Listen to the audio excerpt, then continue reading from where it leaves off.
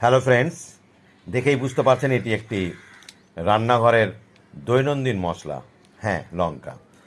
আমরা যারা বাগান বা ছাদ বাগান করি, ফুল ফল গাছের সঙ্গে দু চারটি লঙ্কা গাছ বসাতেই পারি এবং এর সামান্য পরিচর্যা করেও আপনি অনেক বেশি লঙ্কা ফলাতে পারেন, যেটা আপনার দৈনন্দিন চাহিদা কিছুটা হলেও পূরণ করবে।